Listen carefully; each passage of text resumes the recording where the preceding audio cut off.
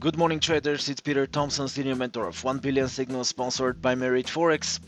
Quick update about the market. It's Wednesday, middle of the week, and I would say the trading week has just started. Uh, just because we had not many events Monday and Tuesday, even though the market was highly volatile, which is not surprising. Majors retreat actually as US dollar is preparing for interest rate hikes. This is very important. And after the long holiday in United States, Martin Luther King Jr.'s Day on Monday, US indices registering one of the worst days after this long holiday, which is absolutely normal. Usually after long holidays, the US indices retreats a little bit, just step back, and after that, of course, there is correction.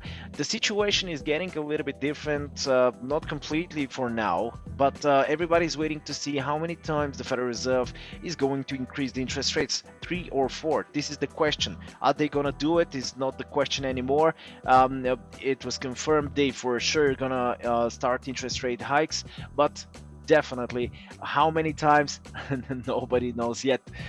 Inflation reports this week: UK, Europe, and Canada. It's Wednesday. We're starting with the UK inflation report in about an hour.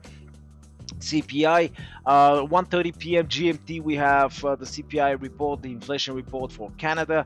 And this is it for Wednesday. Thursday, we have tomorrow interest rate decision in China, which is very important, especially right now. You know what's going on with the Chinese market, with the Chinese shares and stocks.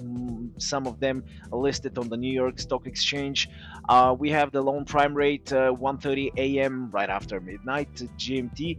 So the last time, quickly to remind you, from 3.85%, they cut the interest rate to 3.8. Are they gonna do it? Nobody knows. Let's take a look. Probably yes. They started like a campaign, interest rate campaign, in order to support their equity market a little bit. You know, the interest rate cuts simply means good for the shares and stocks of the local market.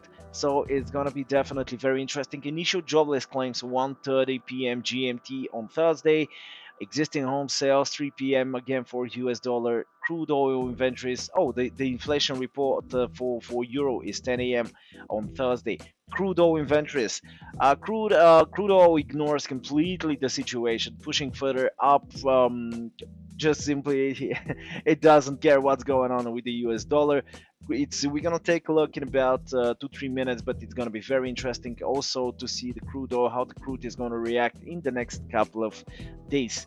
Friday, we're gonna end up the week with retail sales 6 a.m. GMT in the morning, and core retail sales 1:30 p.m. for Canada. So let's take a look what's going on the charts. Euro US dollar in front of us. I would say modest drop from the top. Normal correction after such a push. It's absolutely normal correction. 150, 160 pips for just a couple of days in order to test 1.30. Not yet very close to it, but haven't tested the support yet. So I'm gonna wait for the Euro US dollar. Jumping on GBP US. Absolutely the same price action here. That was quite predictable. We talked about it last time on the previous video from Monday. 1.36 round number for the GBP USD.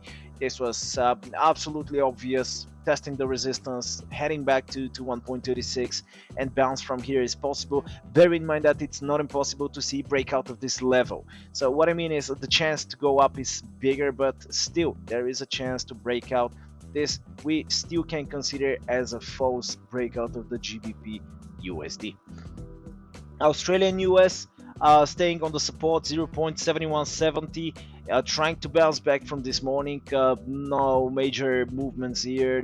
Still sleeping. The Australian USD heading to test 0.7288 again. It's pretty possible. It's, as you can see, Australian is creating a minor uptrend, even though we could consider the trend, the major trend, as a downtrend. Be careful exactly because of this with the Australian dollar. Right now I'm very careful by taking my trades because we have reasons to take a short and also to take long trades on the Australian USD. New Zealand US kind of similar, a little bit more it's not so clear like the Australian dollar, but it's pretty similar. We have a minor uptrend a big huge drop with no decent correction to the upside. So exactly because of this, we can see New Zealand testing 0.6942, this level around this resistance zone. But for now, we just have much better trading opportunities than the New Zealand dollar, so I'm not gonna pay a lot of attention on it. USD Canadian jumping directly to the crude oil, guys.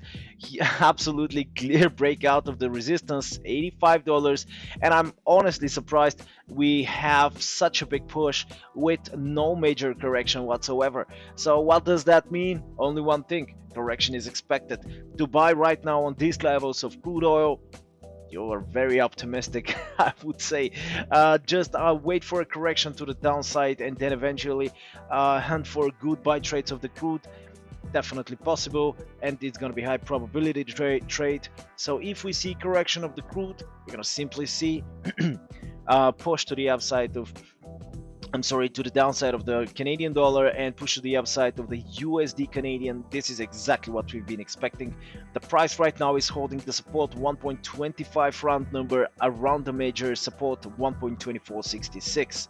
So test of 1.2623 or even further 2688 is absolutely possible. Taking short trades right now is not smart decision.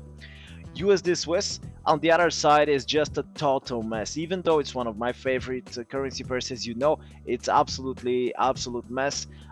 No clear levels. I'm keeping the same levels anyway, 0.92, because they're relevant. 0.92 is my resistance zone, 0.91 is my support. Especially the support level is obviously very clear. But right now, as you can see, the price is staying exactly in the middle of this level, so I'm not touching the USD Swiss for now. USD Japan is getting more and more clear and finally more logical. We've seen from the top 280 pips drop, slight correction to the upside, and continuation to the downside right now, trying to push down in order to test 113.57 and 112.38. Why not? Absolutely possible. We talk about almost 200 pips away from the current price. So this is it for now, guys. Oh, and the Bitcoin is still holding the lows, by the way, because many people are asking me about the crypto market. I'm not touching crypto right now, especially right before the interest rate decision.